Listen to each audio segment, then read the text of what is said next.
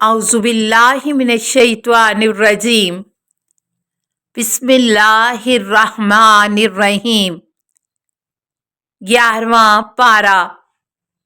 11वां पारा 3 सूरतों पर मुश्तमिल है। सूरह तौबा आयत 94 था 129 तक मुकम्मल सूरा। सूरह यूनस आयत नंबर 1 से 109 तक मुकम्मल सूरा। सूरह हूद आयत 1 से 5 तक शामिल हैं। 11वें पारे के मुंतखब नुकात। असल्लाहु अन यतूबा अलैहिम, बईद नहीं कि अल्लाह उन्हें माफ कर दे। आयत 102। और कुछ दूसरे लोग जिन्होंने अपने गुनाहों का एतराफ किया, उन्होंने नेक अमल के साथ दूसरे बुरे अमल को मखलूत किया। बईद नहीं कि अल्लाह उन्हें माफ कर दे। बेशक अल्लाह बड़ा माफ करने वाला, रहम करने वाला है। जंगे तबूक में कुछ ज़हीफुल ईमान अंसार ने भी शिरकत से पहलू तही की थी। जब उन्हें मालूम हुआ कि पीछे रहने वालों की मजम्मत में आयात नाज़िल हुई हैं, तो उन्होंने नदामत से अपने आप को मस्जिद के सतूनों से बांध दिया कि रसूलुल्लाह सल्लल्लाहु अलैहि वसल्लम ही हमको खोलेंगे। उनकी तौबा की कबूलियत के बारे में ये आयत नाज़िल हुई। ये आयत गुनाहगार मोमिनीन के लिए नवीद है, बशर्ते के तौबा एतराफ़ गुनाह हो। ऐसा अल्लाह की तरफ से मुकम्मल यकीन दहानी है। मस्जिद ज़रार आयत नंबर 107 से 110 का मुतालिया कीजिए। मुशरिक के लिए तलबे मग़फ़िरत की ममानियत। आयत नंबर 113। शिर्क अल्लाह की वहदानियत की नफ़ी है और वहदानियत का इनकार शान तौहीद में सबसे बड़ी गुस्ताखी है। इसलिए यह नाकाबिल तलाफ़ी जुर्म है। मिन बादे मा तबय्यना, जब वाज़े हो जाए कि ये मुशरिक जहन्नमी है तो इस्तग़फ़ार जायज़ नहीं है। जब मुशरिक हालत शिर्क में मरता है तो वाज़े हो जाता है कि ये जहन्नमी है। हयात के वक्त उसके लिए हदायत और मग़फ़िरत की दुआ करना जायज़ है। वाज़े होने की दूसरी सूरत वही भी हो सकती है, जैसा कि अबू लहब का अदमे ईमान कतई हो गया था, लिहाजा उसके लिए जिंदगी में भी इस्तग़फ़ार नहीं हो सकती थी। हसूले इल्म दीन और कौम की हदायत। और ये तो हो नहीं सकता कि सब के सब मोमिनीन निकल खड़े हों, फिर क्यों ना हर ग्रोह में से एक जमात निकले ताकि वो दीन की समझ पैदा करें और जब अपनी कौम की तरफ वापस आएं तो उन्हें तंबीह करें ताकि वो हलाकत खेज बातों से बचे रहें। आयत 122। दीनी तालीम हासिल करने वाली जमात पूरी कौम की तरफ से वाजिब कफ़ाई बजा ला रही होती है। हर कौम को उसके इलाके में दीनी तालीम की सहूलत मुयस्सर आनी चाहिए।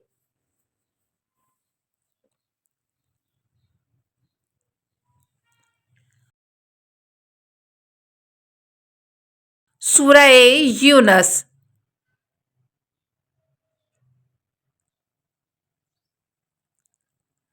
सूरह यूनस का तारुफ। ये सूरा मक्का में नाज़िल हुआ और मज़मून सूरा से अंतिया मिलता है कि यह मक्की ज़िंदगी के अवाखिर में नाज़िल हुआ होगा, जब मुसलमानों पर सख्तियों में और इजाफा हुआ है, जिसकी बिना पर मुसलमानों को फतह और नुसरत की नवीद दी जाती थी। सूरह यूनस की फजीलत। इमाम जाफरी सादिक अलैहिस्सलाम ने अरशाद फरमाया, जो शख्स सूरह यूनस को हर 2 महीने में या 3 महीने में पढ़े तो उसके ऊपर खौफ नहीं होगा कि वो जाहिलों में से करार पाए और वो क़यामत के दिन मुकर्रबीन में से होगा।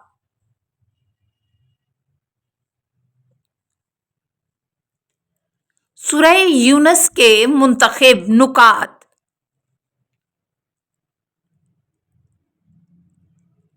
واللہ یدعو الی دار السلام، آیت نمبر 25۔ اللہ تمہیں سلامت قدے کی طرف بلاتا ہے اور جسے وہ چاہتا ہے صراط مستقیم کی ہدایت فرماتا ہے۔ صاحبان فکر اس بات پر غور کریں کہ کہاں یہ دار فنا جس میں ہر چیز ناپائیدار، ہر وقت موت کا خطرہ، اور کہاں وہ گھر جس میں دائمی امن و سلامتی ہے۔ اللہ بندوں کو اس سلامت قدے کی طرف بلاتا ہے اور انسان اس پرعشب زندگی میں مگن ہے۔ مقام تعجب ہے کہ مالک بندے کو اپنی رحمتوں اور امن و سلامتی کی طرف بلاتا ہے اور اسے اس دعوت کو قبول کرنے میں تامل ہے۔ اللہ جسے چاہتا ہے صراط مستقیم کی ہدایت کرتا ہے۔ اللہ کی چاہت اور مشیت عدل و انصاف اور حکمت و مصلحت پر مبنی ہے۔ وہ فاسق، کافر، ظالم اور اسراف کنندہ و کذاب کی ہدایت نہیں کرتا۔ سیاہ دھبوں سے پاک چہرے، آیت 26۔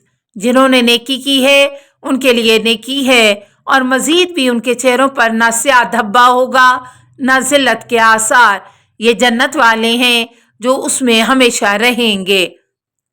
اللہ تعالیٰ نے ہر نیکی کا اجر و ثواب دینا نیکی کرنے والے کے لیے حق قرار دیا ہے۔ یہ خود اپنی جگہ اللہ تعالیٰ کی طرف سے فضل و کرم ہے کہ وہ ایک حقیر عمل کے لیے ثواب عنایت فرماتا ہے اور اس کے باوجود اللہ اسے کئی گنا کر دیتا ہے۔ حضرت امام جعفر صادق علیہ السلام سے روایت ہے، ہر چیز کا وزن ہوتا ہے سوائے آنسو کے، کیونکہ آنسو کا ایک قطرہ آتش کے ایک سمندر کو بجھا دیتا ہے۔ اگر آنکھ پرنم ہو جائے تو کوئی چہرہ سیاہ ہوگا نہ ذلیل۔ اگر آنسو بہہ گئے تو اس پر آتش حرام ہو جائے گی۔ اگر ایک قوم میں ایک شخص گریہ کرتا ہے تو سب پر رحم کیا جائے گا۔ الکافی 2:481۔ قیامت کے دن ہر شخص کا عمل اپنے اصلی صورت میں سامنے آئے گا۔ آیت 30۔ قرآن موعظہ، شفا، ہدایت اور رحمت ہے۔ آیت 57۔ اے لوگو، تمہارے رب کی طرف سے یہ قرآن تمہارے پاس نصیحت اور تمہارے دلوں کی بیماری کے لیے شفا اور مومنین کے لیے ہدایت اور رحمت بن کر آیا ہے۔ تشریح کلمات۔ موعظۃ الواعظ کے معنی ایسے زجر و توبیخ کے ہیں جس میں خوف کی آمیزش ہو۔ موعظۃ، قرآن موعظہ ہے، انسان کو ہر قسم کے خطرات سے بچاتا ہے اور قرآنی و الہی مواعظہ پر عمل کرنے والا شخص پاکیزہ ہو جاتا ہے۔ حضرت نوح اور ان کی قوم کا ذکر، آیت 71 تا 73 کا مطالعہ کیجیے۔ حضرت موسیٰ و ہارون، بنی اسرائیل اور فرعون، واقعات، آیت 75 تا 93 کا مطالعہ کیجیے۔ تشریح کلمات۔ لطافتانہ، لفتہ، انقضا، کسی چیز سے پھیر دینا۔ مصری مذہب کا سب سے اہم پہلو یہ تھا کہ وہ اپنے بادشاہ کو خدا کا اوتار مانتے تھے۔ حضرت موسیٰ علیہ السلام کی دعوت کا نتیجہ آج کل کی اصطلاح کے مطابق دینی اور سیاسی یکساں طور پر نکلتا تھا۔ لہٰذا حضرت موسیٰ علیہ السلام کی دعوت کا مطلب یہ بنتا تھا کہ مصر کی بادشاہت غیر قانونی ہے اور حضرت موسیٰ و ہارون علیہ السلام اللہ کے حقیقی نمائندہ ہیں۔ اس سے واضح ہو رہا تھا کہ مصری مذہب نے جو مقام فرعون کو دے رکھا تھا، حضرت موسیٰ و ہارون علیہ السلام اللہ کے نمائندے ہونے کے اعتبار سے اسی مقام کے مدعی تھے۔ بروقت ایمان لانے والی قوم یونس کا واقعہ، آیت 99۔ حضرت یونس عراق میں نینوا کے علاقے موصل میں مبعوث ہوئے، اپنی قوم کو ایمان کی دعوت دیتے رہے۔ قوم نے ان کی تکذیب کی تو حضرت یونس نے کہا کہ اگر تم توبہ نہ کرو گے تو 3 دن میں تم پر عذاب نازل ہوگا۔ حضرت یونس علاقے سے نکل گئے۔ تیسرے روز صبح کے وقت دیکھا آسمان پر سیاہ بادل چھا گیا جس سے شدید قسم کا دھواں نکل رہا تھا۔ انہوں نے اپنے نبی یونس علیہ السلام کو تلاش کیا، نہیں ملے تو بروایت ایک عالم کی ہدایت پر سب لوگ صحرا میں نکل گئے اور اولاد کو ماؤں سے جدا کیا، مویشیوں کو بھی ماؤں سے اولاد کو جدا کیا۔ فریاد کا شور مچا، سب نے ایمان قبول کیا اور توبہ کی، جس سے عذاب ٹل گیا۔ مجمع البیان۔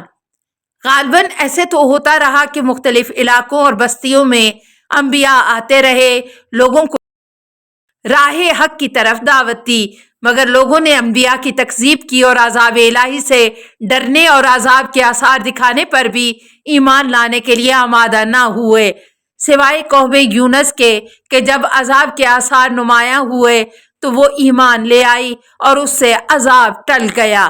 اس طرح اس کا ایمان سود مند ثابت ہوا۔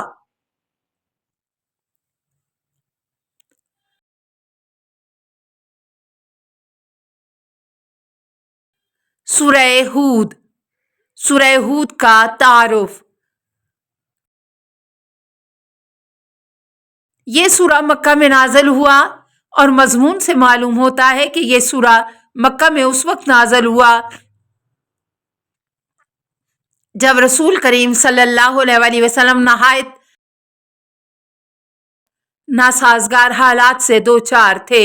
مشرکین کی طرف سے طنز و آزار، نامعقول مطالبے اور استہزاء میں اضافہ ہوا تھا۔ حضرت رسول صلی اللہ علیہ وسلم کو مکہ میں یہ دشوار ترین اور مصائب و آلام سے پور زندگی حضرت ابو طالب اور حضرت خدیجہ الکبریٰ علیہم السلام کی وفات کے بعد گزارنا پڑی۔ حضرت ابو طالب کی زندگی میں قریش آپ صلی اللہ علیہ وسلم کے خلاف براہ راست جسارت نہیں کر سکتے تھے۔ سورہ ہود کی فضیلت۔ امام محمد بن علی الباقر علیہ السلام نے ارشاد فرمایا، جو شخص سورہ ہود کی تلاوت ہر جمعے کے دن کرے تو اللہ تعالیٰ اسے قیامت کے دن نبیوں کے زمرے میں محشور فرمائے گا اور قیامت کے دن اس کے لیے کسی خطا والے عمل کو جانا نہیں جائے گا۔ سورہ ہود کے منتخب نکات۔ اللہ تعبدوا الا اللہ، صرف اللہ کی بندگی کی جائے، بندگی میں اللہ کے ساتھ کسی کو شریک نہ بنائے۔ توحید، عبادت و ربوبیت قرآنی دعوت کا مرکزی نقطہ ہے۔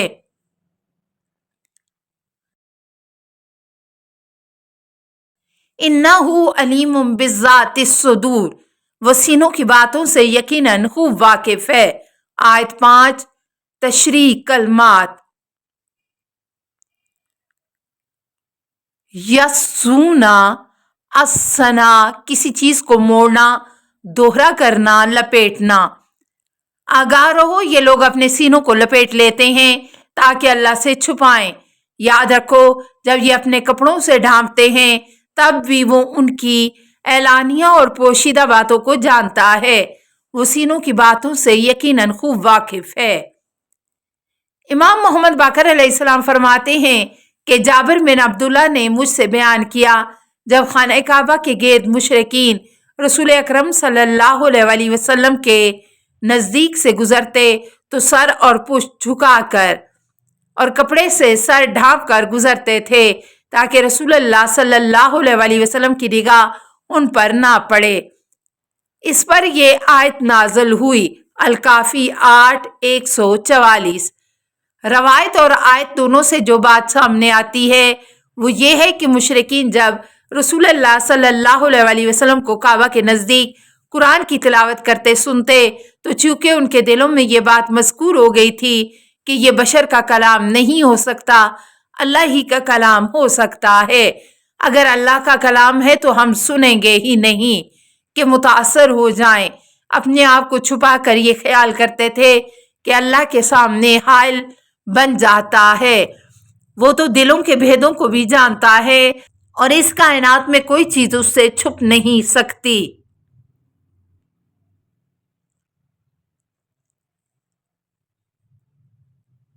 التماس دعا: اللہم صلی علی محمد و آل محمد و آلہ الطیبین الطاہرین المعصومین۔